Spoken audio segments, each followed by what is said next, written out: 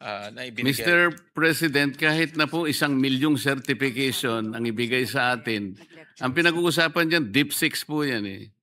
Ang sinasabi ko po, pwede po bang sabihin ng NTC Commissioner na talagang may nangyaring training sa Israel? O nagpunta sila doon? Nag-sightseeing lang, Mr. President?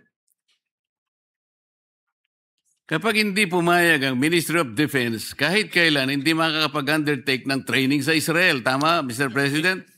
Misleading ho kasi itong certification. Misleading po talaga. Kaya ang sabi ko nga po, kung ipipilit ng NTC Commissioner, baka pwede nating isiro na lang ang budget nila. Gusto ko lang na malaman kung magtutotoo po kayo eh. Kanina po nagsisintimiento na si Senator Risa. Kaya hindi kayo forthright sa inyong... dito po, it already borders on dishonesty.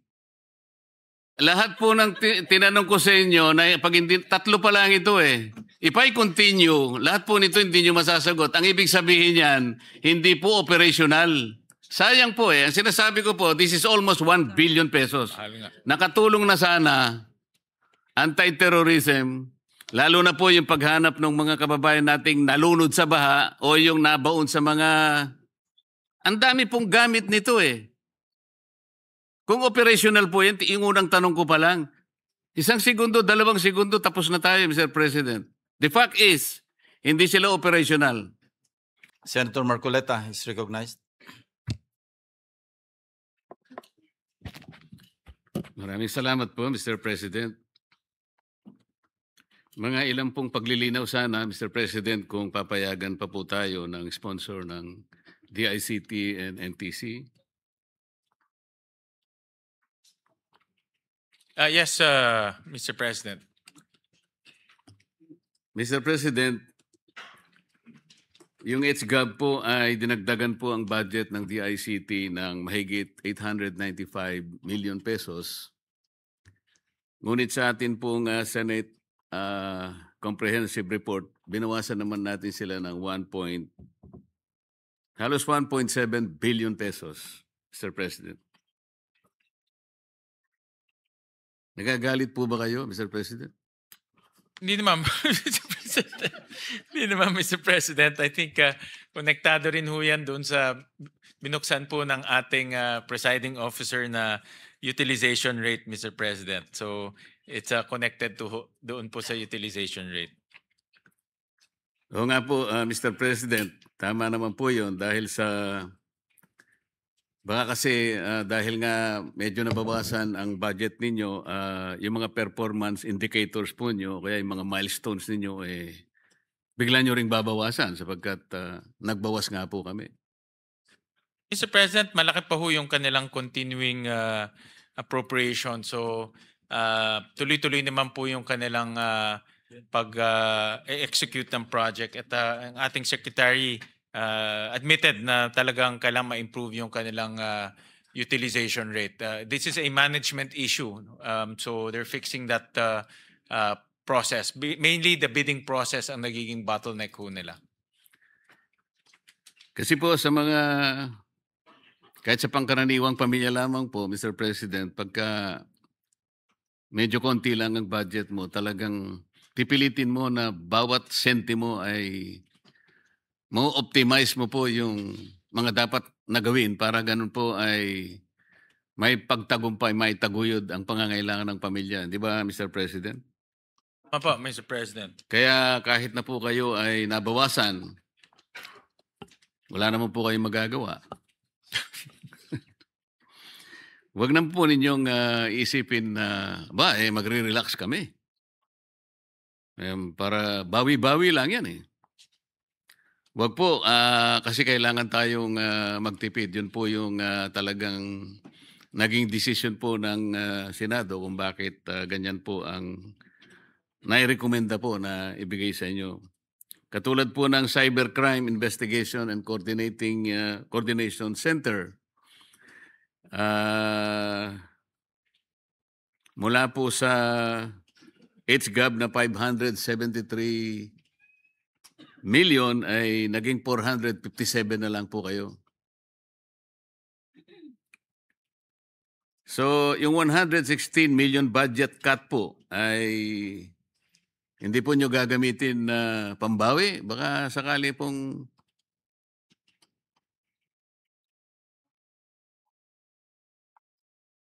sana mas maging masikap pa rin kayo kahit na po ganun na nangyari. Yes, Mr. President, and I think, well, nakikita ng agency na talagang masinop tayo sa pag-allocate or appropriate ng pondo, lalo na kung hindi po talaga nagagamit yung pondo, then kailangan it's a signal for them na maging much more efficient, maging episyente po sa paggamit. Kasi kung magbibigay ho tayo ng same amount, magpapatong-patong lang ho eh. But again, meron naman ho silang continuing, so magagawa rin naman nila yung mga plano ho nila. Efficient and effective, Mr. President, kasi kung talagang tamang-tama lang ang budget nyo, ay babawasan nyo yung mga hit and miss opportunities kasi pagka na-miss natin, sayang na sayang po. Hindi na natin mababalikan. Kaya magiging maingat po kayo. Ganun po yung assumption natin, Mr. President. Correct, Mr. President. This is a signal to them. This is actually a challenge rather than a discouragement, Mr. President. So, dapat galingan ho nila sa management ng kanilang ahensya. Noong Agosto po, Mr. President, ang ulat ng DICT po ay 75% ng ating public schools ay meron na pong internet connectivity. Ang pagkakaroon po ng internet connection ay isang bagay. Ngunit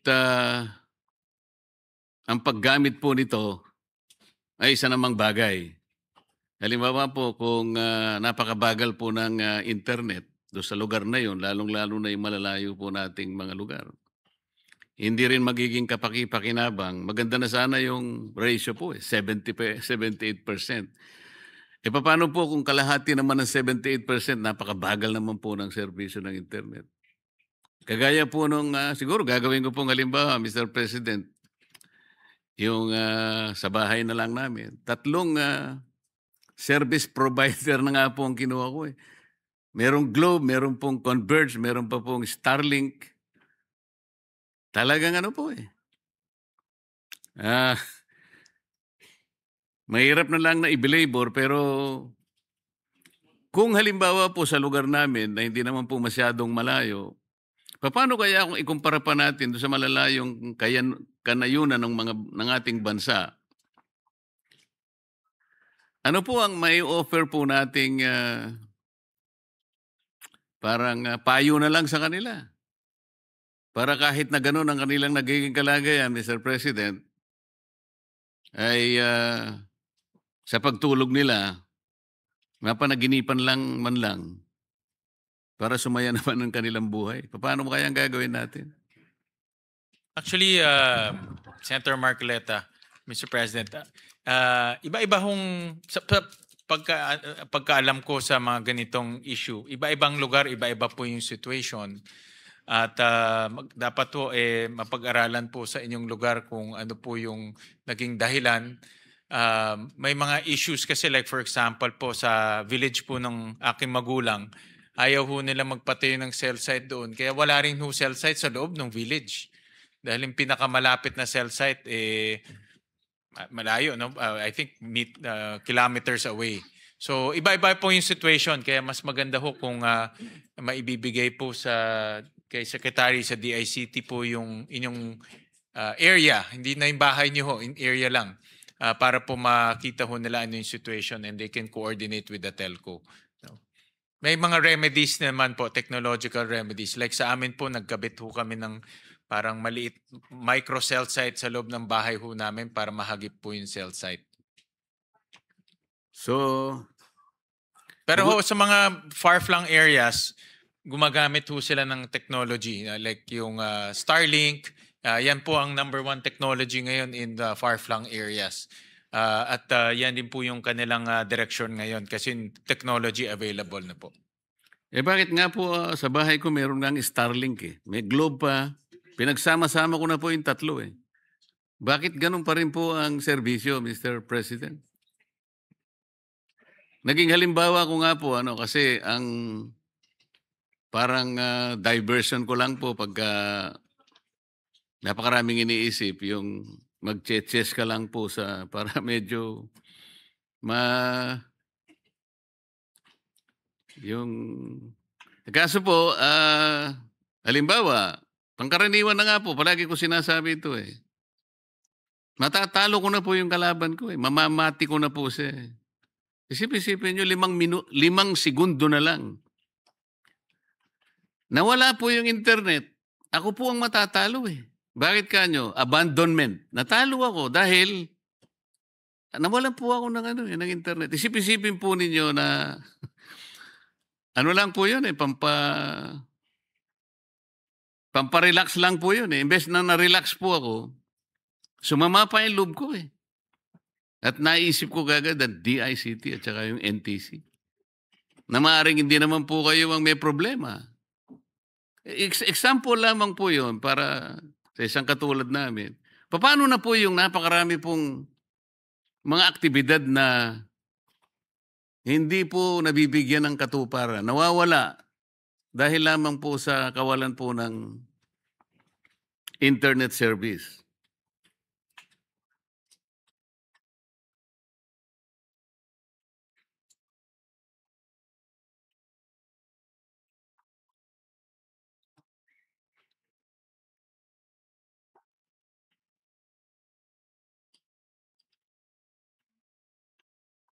Okay. Kasama po ito sa quality standard po ng mga telcos at ang DICT rin po ay minomonitor na po yung kanilang mga performance. So ito rin po ay isang bagay na tinitignan din po ng DICT ngayon, yung quality service na ibinibigay. Of course, again, no, different areas, different iba po yung situation. Pero parte ito sa service standard na ini-implement po ng DICT. Meron po ba kayong mga tauhan, Mr. President, na kahit random lang mag-check kayo? Kasi yung pong mga service provider na sinasabi ko sa inyo, kuminsan po dumarating naman sila, pinatatawag para nga check-in po. Pag-alis naman po nila, okay naman po eh. Merong Netflix. Pag-alis po nila, teka, may problema na naman eh. Baka naman po kayo, meron kayong mga tao na kung hindi naman po imposition yun, sa mga ganung pagkakataon, na-check din, baka naman may nagkapalit-palit siguro dahil 3 po yung nagkalaban-laban po siguro. Hindi ko na po alam kung ano ang problema talaga eh. Po, meron ho silang mga field personnel, meron rin ho silang mga nag-check po ng quality standards nationwide. In fact, next year nag-allocate ho tayo ng 450 million para ma-expand pa yung regional offices ng DICT para po talagang present na sila nationwide. No? Sila siguro isa sa pinakabatang ahensya po ng ating pamahalaan. Kaya ho, isa sa mga inilagay ho natin sa budget ay itong kanilang regional offices. So para nationwide, masisigurado ho nila na maganda po yung serbisyo. Opo, Mr. President. Kasi alam ko po ang ating bagong secretary ng DICT, nanggaling naman yan sa digital banking industry na kung saan ay pinakamatas po siguro ang standard kung ikukumpara sa ibang industry. Kaya naniniwala po ako na makakatulong siya sa mga ganong klaseng mga inconveniences.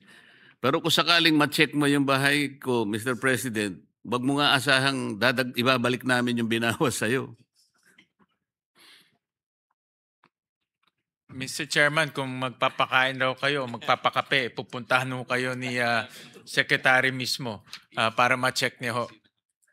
Opo naman, kung pakapi-kapi lang, pagpasensya nyo na po yung 3-in-1. 3-in-1 lang po ako, Mr. President. Dito po sa National Fiber Backbone po, Mr. President, dito po sa mga datos na ini-indicate po ng NEP, 90% po ng National Fiber Backbone, Phase 2 at saka Phase 3, as well as 50% po ng NFB Phase 4, ay dapat po naisagawa na po noong 2024. Last year po yun. Pero yung actual data po, Mr. President, ang accomplishment rate po ng National Fiber Backbone phases 2 and 3 ay nasa 59% lang at ang phase 4 po ay parang uumpisahan pa lang. Ano po ba ang plano rito, Mr. President? Na dapat sana ito po ay backbone talaga eh. Pag sinabi nating fiber backbone, napakalaki po ang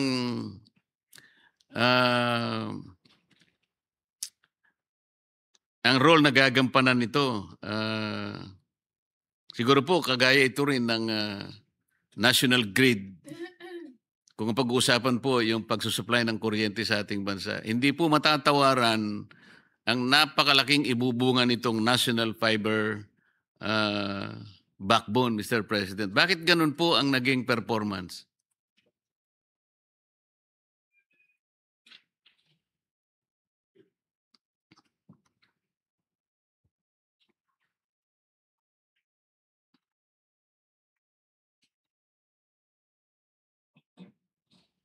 Tama ho kayo, Mr. President. In fact, yan po yung aming isa rin na pag-usapan sa hearing, yung implementation po ng National Fiber Backbone. Maganda ho yung konsepto because magkakaroon ho ang gobyerno ng sariling fiber backbone. At ito ang vision ho dito ay gagamitin po ng gobyerno, gagamitin din po ng mga LGUs, at pwede rin po mag-offer ng services sa mga maliliit na ISP sa iba't ibang lugar. So bababa po yung presyo ng internet sa mga malalayong lugar at of course sa mga LGUs natin. At ang kagandahan rin dito, ang government may sarili na ho siyang kumbaga may sarili na siyang infrastructure. Admittedly, na pag-usapan ho namin to sa hearing na budget hearing na mabagal rin po yung implementation ho nito. Admitted ho yan. At meron rin pong catch-up plan ang department para po mapabilis po yung construction. So on target ho next year, yung phase 4 and phase 5 aabot na ho to aabot na ito sa Zamboanga. No, so mako-connect na po from Luzon, Visayas all the way to Mindanao. No, so yun po ang target by next year.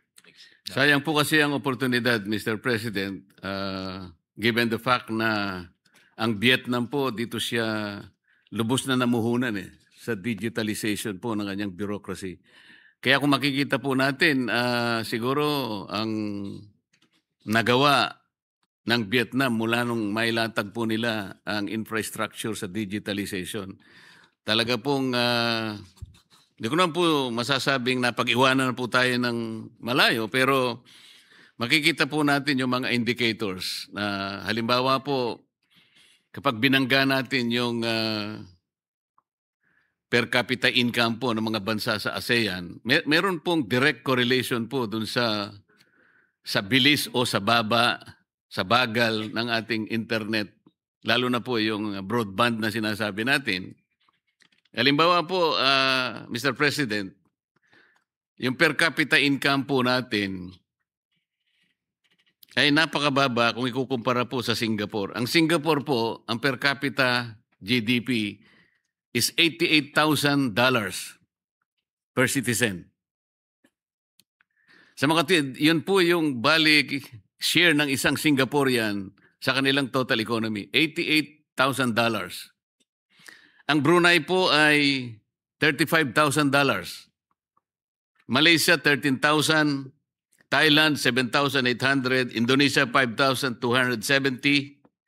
Vietnam, 4,620. Ang Pilipinas po ay 4,130. So makikita po natin, nasa mababang antas po tayo. Dahil isa po sa pinag-uusapan sa ikabibilis po ng ekonomiya ay yung pong communication. There will be no debate as to the significance and impact of communication and technology in the growth of the nation, Mr. President. Totoo yan. Dahil makikita ho natin ngayon na everything is interconnected. No? At halos lahat po ng sector, from education to business to agriculture, lahat po gumagamit na ngayon ng internet and technology. At dahil po sa cellphone, yung internet and technology nasa bulsa na ho natin. So talagang magiging more interconnected, halos pabilis po ang internet, at mas marami na tayong nagagawa ngayon with the internet. So tama ho kayo na ganyan po papunta ang buong mundo. Mr. President, more recently, the Secretary of DICT mentioned something like the utilization of artificial intelligence can be utilized as a potent tool for empowerment. At marirealize naman po natin yun, Mr. President, kung meron po tayong mga mahuhusay na mga kababayan natin, mga technical people, para po ito ay ma-take advantage natin. Pero ang masakit po nito, Mr. President, sa 2024 Global Artificial Intelligence Index, tayo po ay number 78 sa 83 bansa kung ang pag-uusapan po ay artificial intelligence talent pool. So paano po natin ma-address ito? Tama naman po kayo, artificial intelligence ay nakakatulong talaga. Ngunit wala naman po tayong sapat na technical people to undertake and to pursue this direction. So ano po yung plano niyo dito, Mr. President?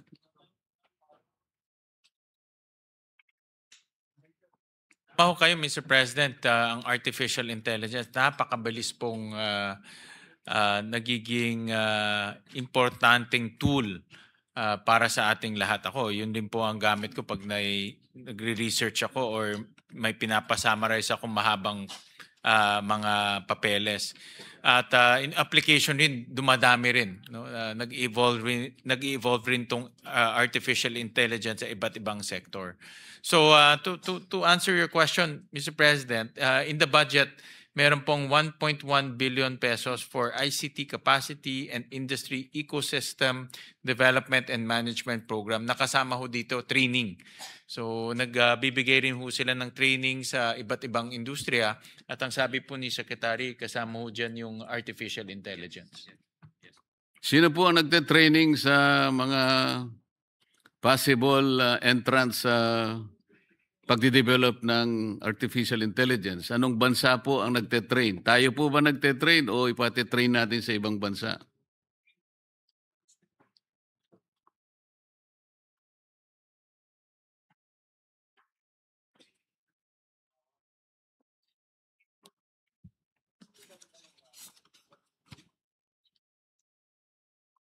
Yes, Mr. President, meron ho silang mga partners, kausap po nila yung mga Google, mga OpenAI, mga malalaking AI firms. So ito po ay kinakausap nila para magbigay po ng training sa ating mga constituents, government employees. I remember during the hearing na pag-usapan rin natin to, na meron din silang mga training sa ating mga government employees kung paano gumamit po ng technology. So meron na silang direction meron na silang direction na magturo at mag-train ng AI sa mga government employees at yung mga gusto ring matuto. I'm happy to hear that, Mr. President. But with the way artificial intelligence has become sophisticated today, we have seen also how potent they become as tools for fraud. Kamakailan lamang po, may lumabas pong mga deepfake video na parang pinalilitaw ang ating Pangulo ay nagdidirect ng military acts against another country. At ito po ay kumalat sa social media. Siyempre po pagka hindi mo masyadong tinignan yun, maaari kang makapag-isip na maaari kang mabigla, maaari ka pang atakihin sa puso pagka ganun nakita mo. Paano niyo po lalabanan ng mga ganitong klaseng mga pamamaraan? Ginagamit po ang AI hindi lamang para sa ikaunlad ng isang bansa, ngunit para isapanganib po ang kanyang mamamayan sa maraming pagkakataon at sa maraming pamamaraan.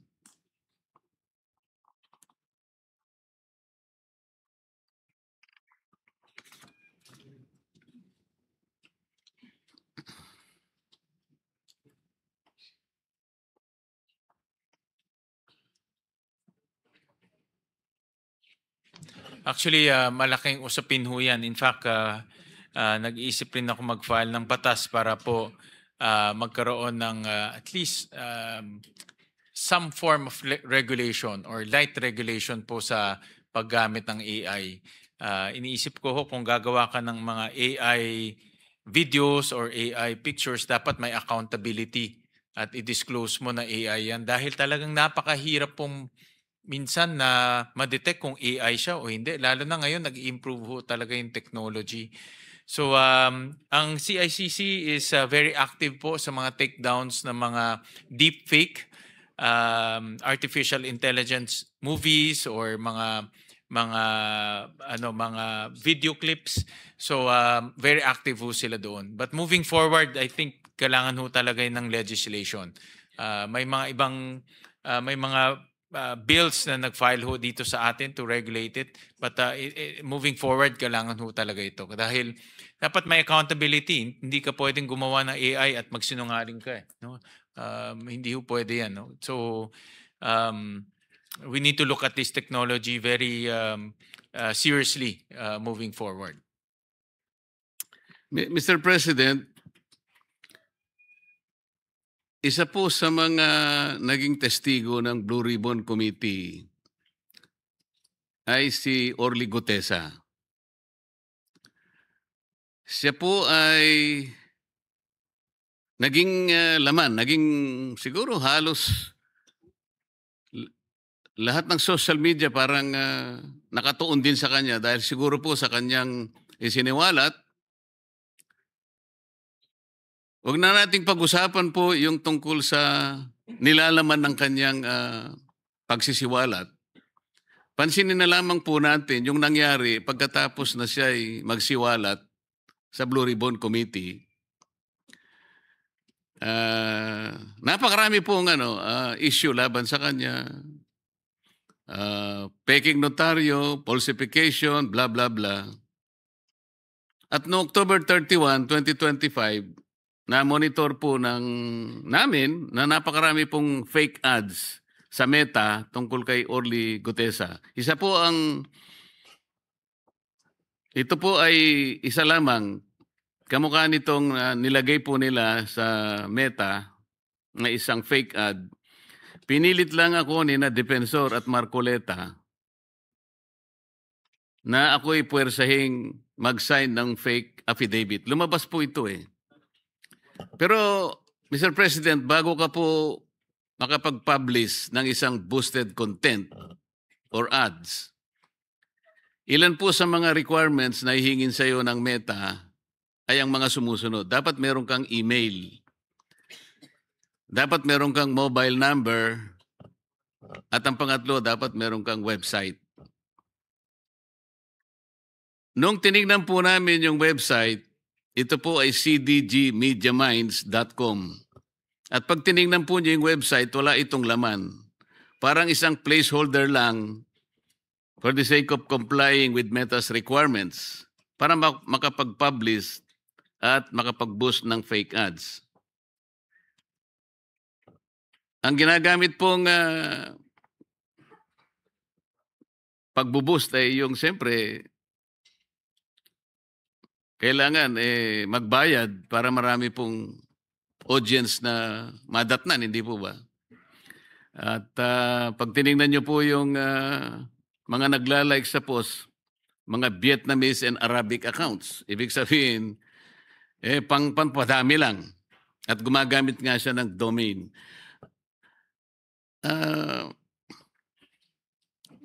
Paano po ba, nakikipag-coordinate po ba ang NTC o kaya yung DICT sa mga social media platforms katulad ng Meta o kaya ng TikTok para sa ganun po ay ma-take down po yung mga peke na ads na katulad po ng naipalabas na ganito.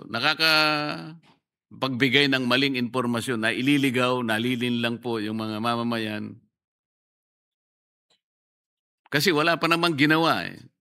Si Gutesa ng ganun, pero parang pinalilitaw na meron na. Kung sakali pong may ginawa siya talagang ganun, malaman na lang sana natin sa totohanan, hindi po yung uunahan na lang, nami-mislead po yung ating mga mamamayan. Yun po yung punto. Ano po ba yung mga measures na ginagawa ninyo para sa ganun, makapagsimula na sa Meta halimbawa, o sa TikTok, ano po ang mga pwede nyong gawin para ito po ay mawala kagad dahil hindi naman po totoo? Ang good news po, Mr. President, Senator Marcoleta, ang DICT meron ho silang tinatawag na green lane dito po sa mga platforms.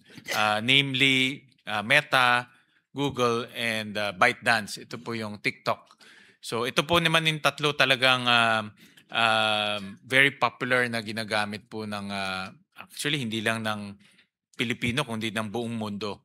So meron ho silang access dito po sa mga platforms na ito at kung meron pong mga dapat i-report or dapat i-take down, meron ho silang access sa platforms, sa mga ganitong platforms. In fact, itong mga platforms na ito ay may opisina sa Singapore in which pinupuntahan rin ho nila no? Kung kailangan puntahan. Pero in this specific example, Mr. President, wala pong assistance na nakuha kami mula sa NTC or sa DICT. Kami na rin po ang gumawa ng kaukulang pag-iimbestiga hanggang sa matukoy po namin na isang individual na nagtatago sa pangalang Luis Orbon. At nung matukoy po namin lahat ito, yung nakuha namin ang kanyang cellphone number, nakuha namin ang website, at nakuha namin yung kanyang email, doon lamang po siya mismo, tinanggal po niya yung mga ads niya. Sa mga tweet, Mr. President, kinakailangan ding magsumikap ang isang mamamayan. Ang hinahanap po kasi ng mamamayan ay maproteksyonan sila.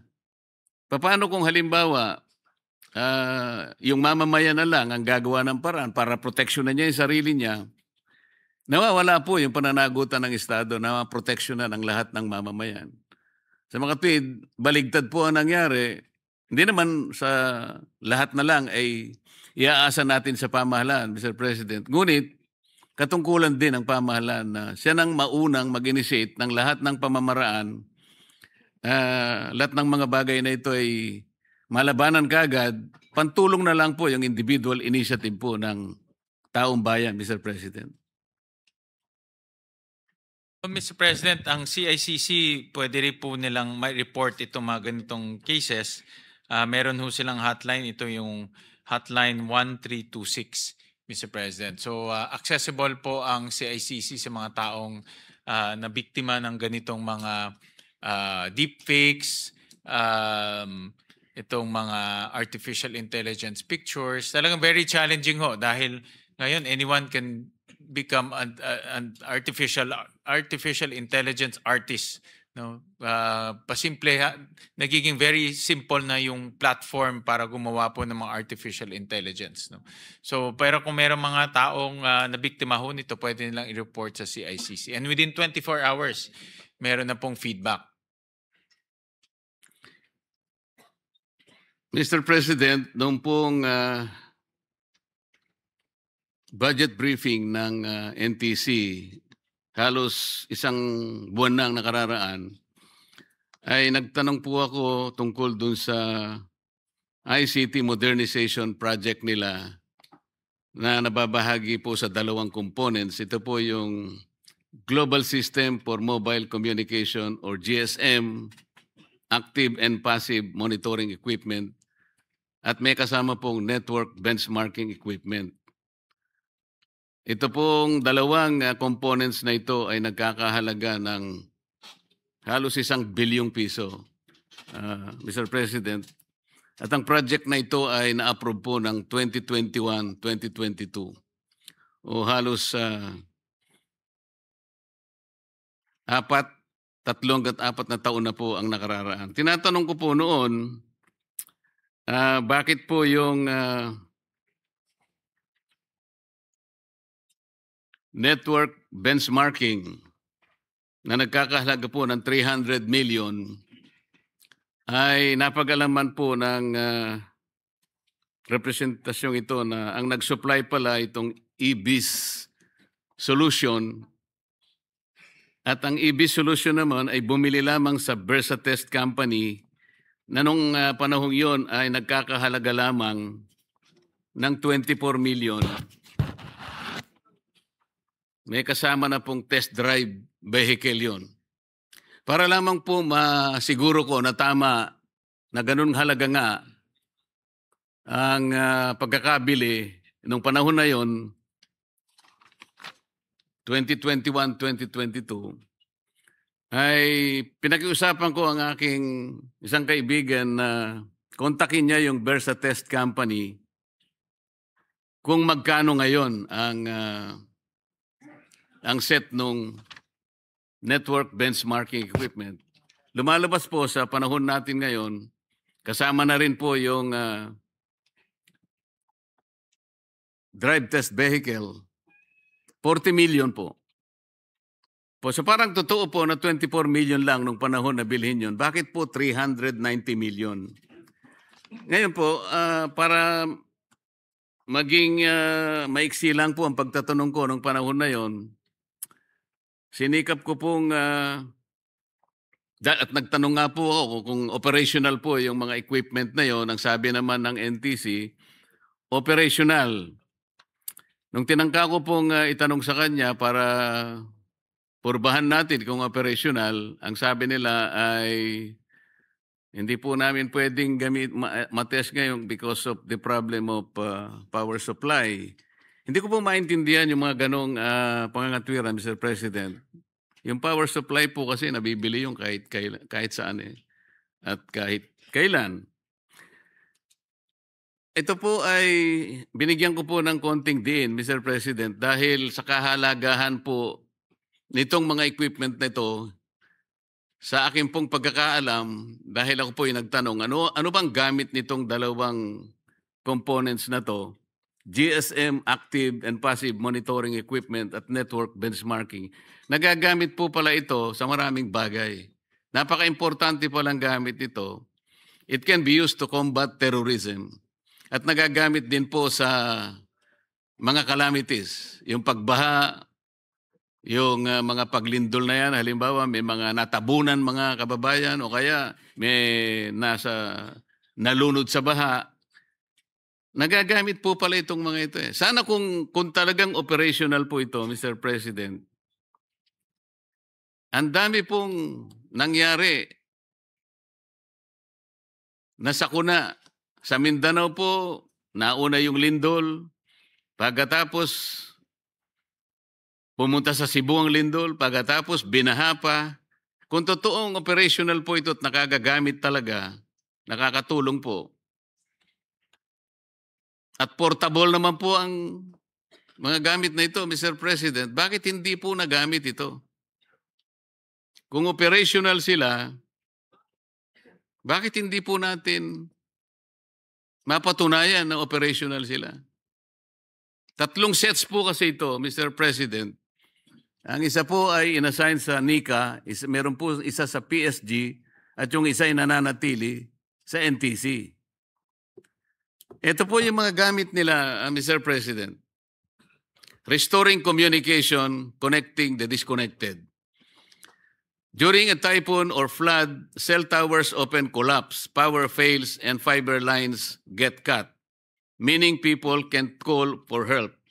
By deploying portable GSM base station on vehicles, drones, or backpacks, victims' phones can reconnect to the network even if only for text or calls. They can send SOS messages, location pins, or voice calls. Example po, Mr. President, a stranded family on a rooftop can use their phone to send an emergency message once a drone carrying temporary GSM signal hovers above. That single reconnection can trigger rescue operation immediately.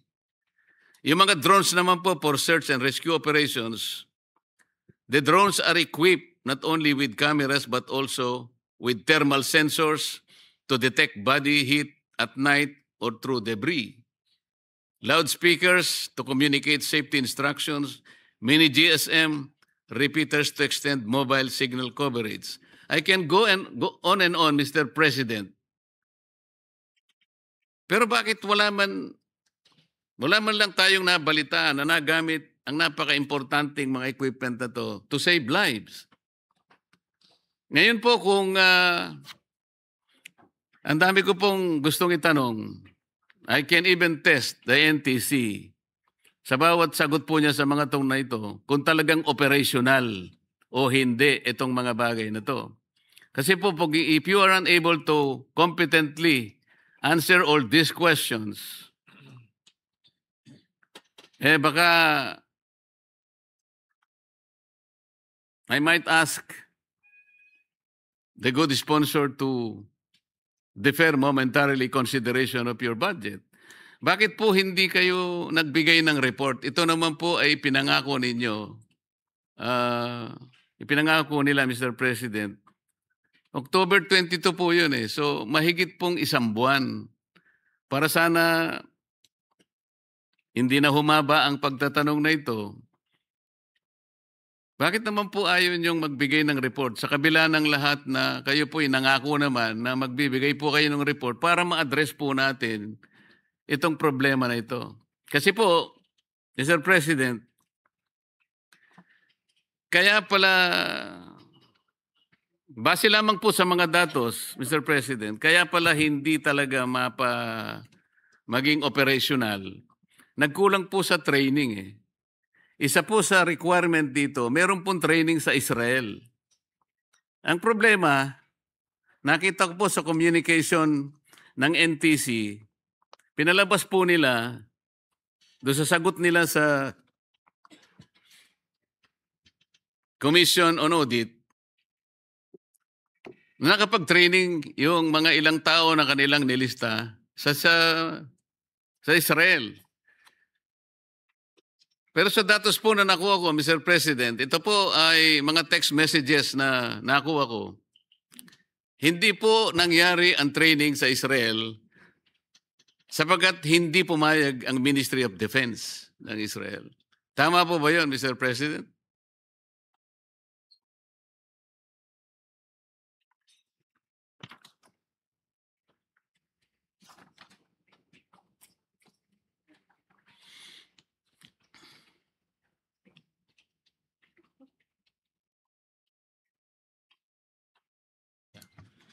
Tama ho kayo, Senator Marcoleta, na hindi po pumayag yung Ministry of Defense of Israel at kailangan din po ng coordination with our Department of Defense dahil po may mga national security component itong technology. At willing naman po ang NTC to give you a briefing in confidence because of that national security component. Pero eventually po, naayos rin po yung mga papeles, natuloy naman po yun yung training. Hindi nga po natuloy ang training, Mr. President. Kaya kanina po, sa pagtatanong ni Senator Risa, ito po, mayroon pong report na ipinakita ho sa akin.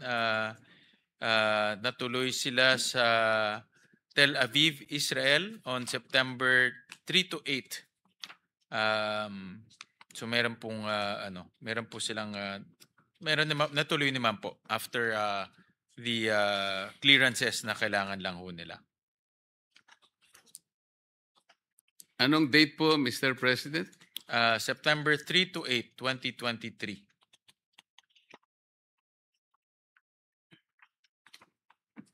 Ito po kasi yung mga mga text messages, Mr. President.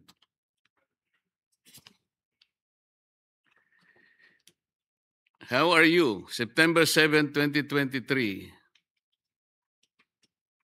The delegation left this morning, got no training as Ministry of Defense permission has not been granted. Got a lecture by my colleague Mir, CEO of Sensor 7. They got Sensor CEO presentation, which is completely unrelated. I saw the delegates after the presentation. Judith and Yaron took them for dinner. I joined for a few minutes not to create impoliteness crisis and left. Nat was not bitter at the end. He accepted that Ministry of Defense did not allow training. In short, notice and to non-end user trainees. Hello, no doubt they got no training on P6 systems, while in Israel, we had no mod clearance.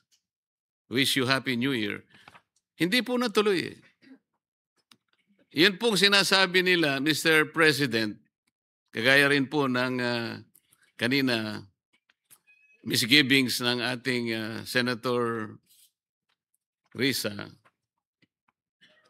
It borders on dishonesty.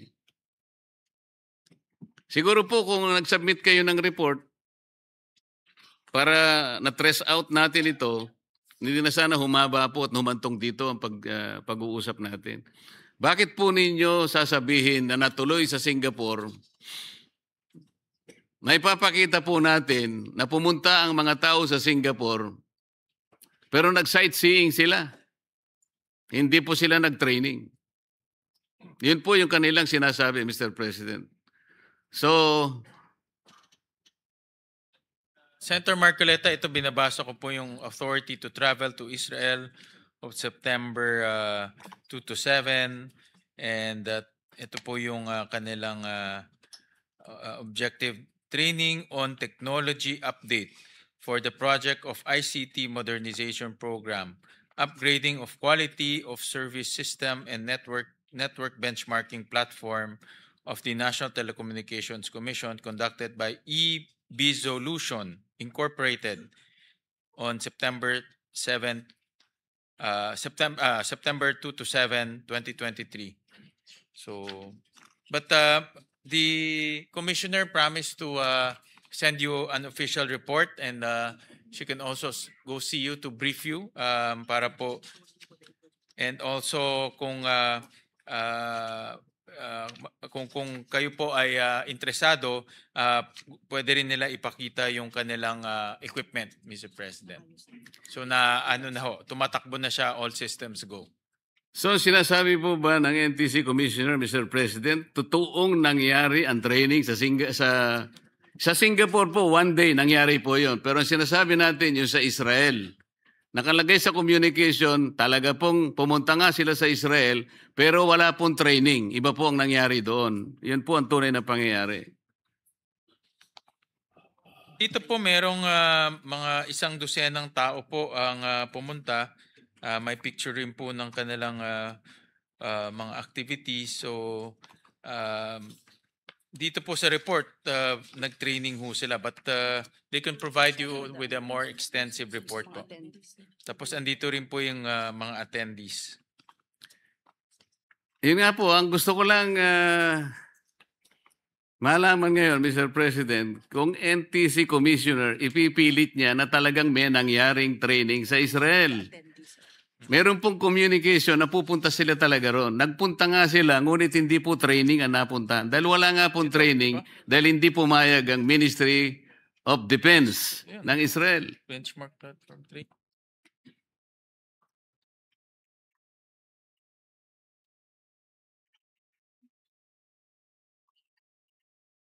Rin po ito, may certification rin po na as attachment. Nakasulat po dito, Engineer Jeffrey Alvaro for successfully completing the System 2 Quality of Services System and Networking Benchmarking Platform Training. So, nandito rin po sa Certificate of na ibinigay. Mr. President, kahit na po 1 milyong certification ang ibigay sa atin, ang pinag-uusapan dyan, Deep Six po yan eh. Ang sinasabi ko po, pwede po bang sabihin ng NTC Commissioner na talagang may nangyaring training sa Israel? O nagpunta sila doon? Nag-sightseeing lang, Mr. President?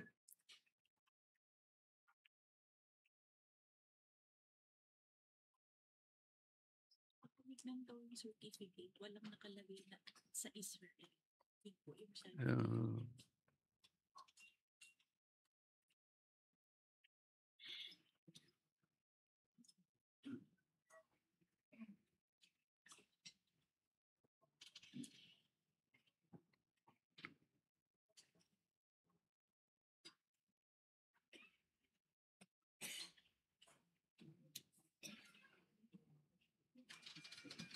Well, Mr. President, meron kasing certification, kaya binabasa ko lang po yung certification, no? Kung ano po yung nakasulat ho dito. Nakalagay po dyan, Mr. President, na certification galing mismo sa nag-train sa Israel? Ang nakasulat ho dito ay si Mr. Yaron Windmiller ng PIC 6. Pero Hindi po yan ang training sa Israel, Mr. President. Hindi po yan. Okay. Yung pinag-uusapan at training kaugnay po ng mga components na pinag-uusapan. Okay. Kaya kanina ko po tinatanong, para huminto na po ako, aminin niyo po ba na totoong nagpunta sa Israel yung mga taong nilista ninyo? At sila po talaga yung nag-training sa Israel? Well, ang explanation ho sa akin, Mr. President, yung mga tao pumunta ho doon, may lecture ho silang inattend at meron rin po silang training. Dito na yung training. Meron rin silang training na ginawa ho dito. No, dahil nga, gaya ng sinabi niyo po, hindi ho pumayag yung Ministry of Defense ng Israel. Yun nga po eh. Oo. Kapag hindi pumayag ang Ministry of Defense, kahit kailan hindi makakapag-undertake ng training sa Israel. Tama, Mr. President? May misleading ho kasi itong certification. Misleading po talaga. Oo. Kaya ang sabi ko nga po, kung ipipilit ng NTC Commissioner, baka pwede nating isiro na lang ang budget nila. Oo. Gusto ko lang na malaman kung magtutotoo po kayo eh. Mr. Kanina President, po nagsisintimiento na si Senator Risa. Kaya hindi kayo forthright sa inyong... dito po, it already borders on dishonesty. well, Mr. President, ako naman, in fairness naman kay Commissioner, she was explaining, ako binabasa ko lang po yung attachment. Hindi, kayo po wala, hindi po kayo kasali rito, Mr. Sponsor. Oo. Nagkataon lang po kayo ang sponsor, kaya kayo po yung Kasi kinakausap I'm not ko. privy to the activity. Pero ang explanation ho sa akin, pumunta ho sila sa Israel, nagkaroon ng lecture dahil hindi ho pumayag yung Ministry of Defense. Pagbalik niya ho nila dito, nagkaroon ho ng training sa equipment and more lectures po. Yun po yung sequence of events, Mr. President. So yun po, ako binabasa ko lang ho yung Senator Marcoleta. Opo, yung- ako'y nalulungkot. Kaya medyo mislead ako kasi nakasulat ho dito training eh. Pero lecture pala yung nangyari ho doon. Hindi po talaga training yan. Kung pag-uusapan po yung training na nire-require para po magamit po natin yung dalawang equipment na binili. Napakahalaga pa naman ang gampanin ng dalawang equipment na yun. Kung hindi magagamit dahil sa kawalan ng training, baka pwede ko pang ipakita sa NTC Commissioner, Mr. President, na nagmamakaawa nga sila na bumalik doon pero ayaw nang pumayag talaga eh. Kaya po walang training na nangyari. Para po naman malaman natin kung talagang po ayaw po ninyo talagang aminin ng direkta, pwede po ba niyan sagutin? Kung nasagot po ninyo to, baka maniwala kong operational yung mga Additional equipment. naman po. Totoo na nagkaroon ho ng issue with the power supply. Pero naayos naman po, in fairness. Hindi po totoo yun, Mr. President. The power supply is not the question here. Power supply kahit kailan, pwede mong bilhin yun. Tatanungin ko na lamang po ang NTC para lamang po ma-prove natin kung talagang operational po ang mga equipment na binili ng halos 1 billion pesos. What is the current ARFCN or ERFCN your system is locked on right now?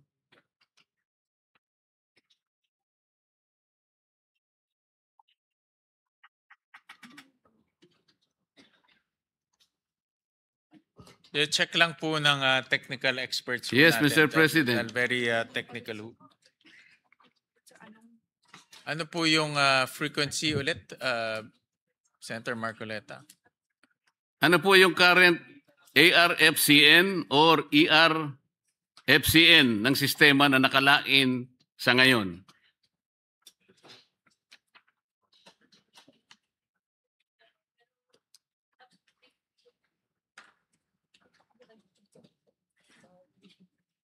So tatanungin lang ho natin sa mga technical experts ho natin.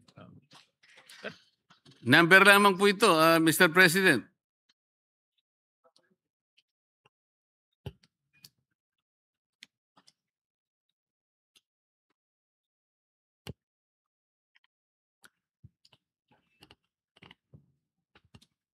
Habang hinahanap po, Mr. President, ito yung susunod na tanong. Is your system showing sync archive or sync achieved or no sync at this moment?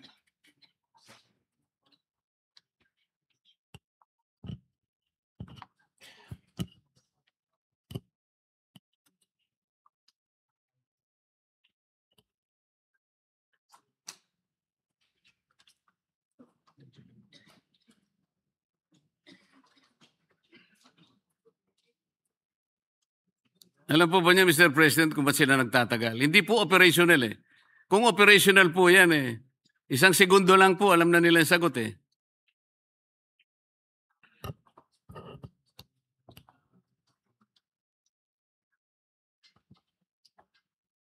Well, unfortunately, Mr. President, ang explanation ho sa akin, hindi ho siya real-time.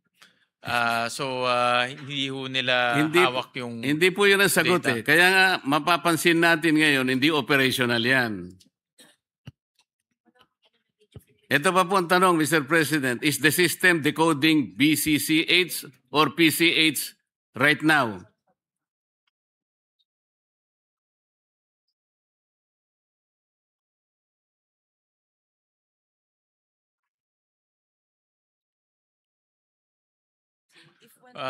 Unfortunately, Senator Marcoleta, yung tao o yung team na may kaugnayan dito sa equipment, no? Wala ho dito.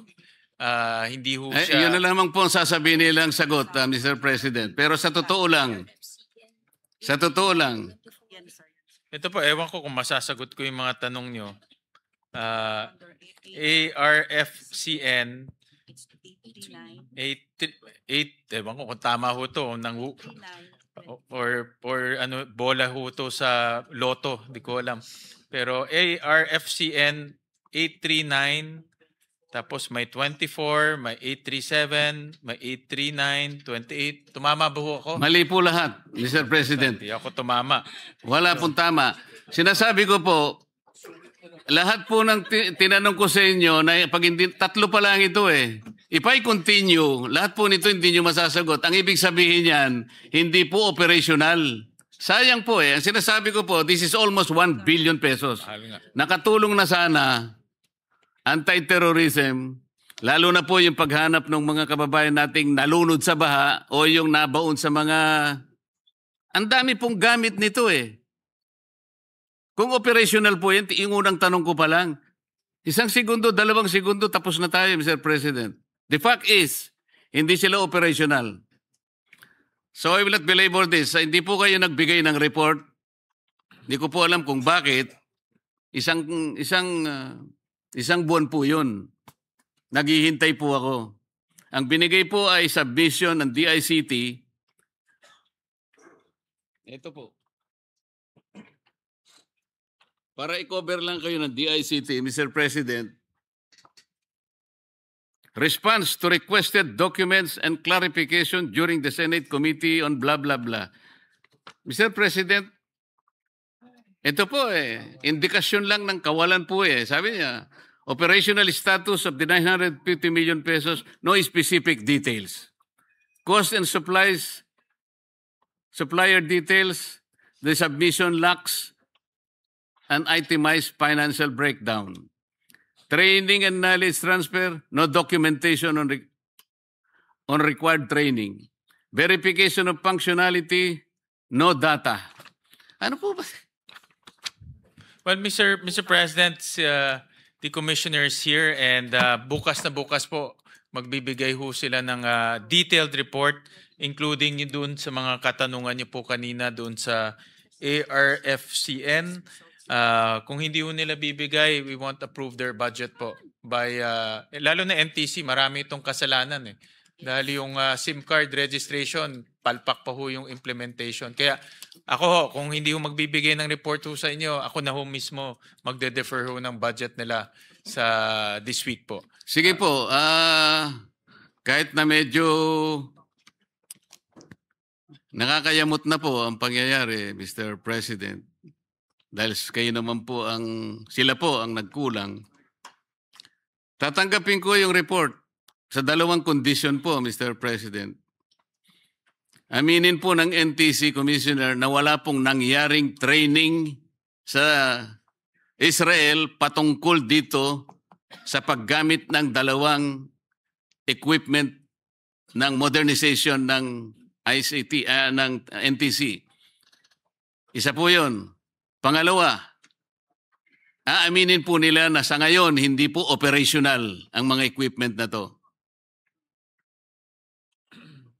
Well, Mr. President, ang sabi po ng NTC Commissioner, doon po sa Israel, lecture ang nangyari, hindi po training. No, lecture. Kung ganyan po ang palagi pong sasabihin nila, ay hindi po kayo talaga nagsasabi ng totoo. May kahalo na pong dishonesty ito. Meron naman ako nakitang picture na may lecture po. In fairness, nakaupo sila sa conference room. Andito po, we can submit to you the report. Doon po sa question number 2, whether it's operational, tama ho kayo, matagal hong hindi siya operational, pero ngayon operational na ho. Yan po ang report ho sa akin. So biglang naging operational ngayon? Kailan ba na? Can we require, Mr. President, the NTC Commissioner to produce a certification from the government of Israel na sila talagang nag-undertake ng training, hindi yung P6 na yun na kasama lang po nila yun eh. Nag-sightseeing sila sa Israel. Yun po yung tunay na nangyari at can be proven by the facts na hawak ko po ngayon para hindi lang tayo humaba. Hindi, well, to clarify ho, just to be accurate doon po sa inyong katanungan, hindi ho sila nag-training. Yun po ang sagot. Hindi pala kayo nag-training. Kaya hanggang ngayon, hindi nyo magamit. Hindi po magagamit ito without proper training from Israel. Sila lang po ang makakagawa nun. Kahit ano pong pagbabaluktot ang gawin ninyo, talagang hindi nyo mapapakinabangan ito. Sayang na sayang po. Halos 1 billion pesos. At kailangan pong magamit ito, lalo na po sa mga sakunang nangyari itong mga huling araw na ito. Kaya po nakagagalit naman na parang gusto nyo pang pasinungalingan lahat ito. Hindi ko po alam kung anong report ang ibibigay nyo sa akin.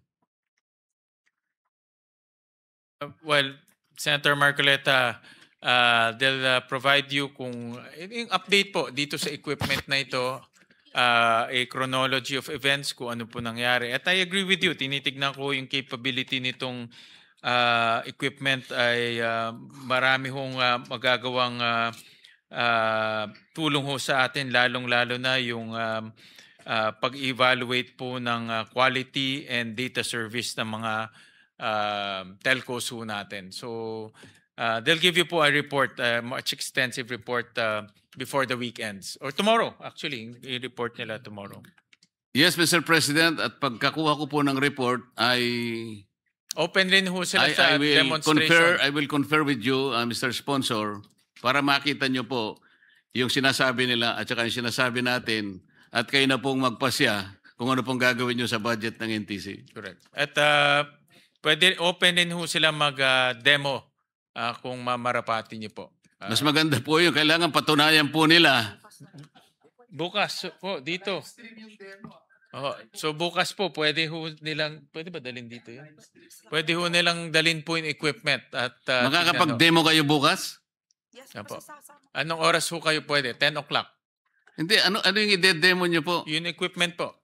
Dide-demo nila tomorrow. Bukas ho. Kanino po equipment galing? Yung sa NICA o yung PSG? Baka mamaya hiniram ninyo. Yung sinasabi ko yung sa inyo. Sa kanila po mismo, yung gamit ho nila. Anong oras po? 10. Mga 10 o'clock? Oh, I want to know the extent of the demonstration, Mr. President. Marami po ito, ha? Bo, lahat ho yun, dadalhin ho nila rin yung technical person. Pwede nyo masabi, halimbawa, magbibigay ako ng 10 cellphone numbers, alam nyo kung nasaan? Kasi kung hindi po, walang capability na gawin nyo bukas yun. It's a waste of time, Mr. President. Yung mga ide-demo ho nila, ang request ho nila ay magpag-usapan ho through an executive session kasi mayroon ho talagang capability na ganun na hindi ho naman pwedeng sabihin sa publiko, no, dahil ginagamit rin to for national security purposes. But they're open ho to i-demo ho sa inyo yung capability nitong equipment. Hindi po sa akin, sa ating mamamayan nyo i-demo dahil sila po ang nakikita nangangailangan dyan. Salamat po, Mr. President. Thank you, Senator Salamat po Marcos. sa Bukas ho, pasensya we ninyo. see you at 10 o'clock. Si Commissioner po ang pupunta ho dito at makikipag-coordinate po sa inyong tanggapan. Salamat po sa good gentleman mula sa Pampanga at Tarlac.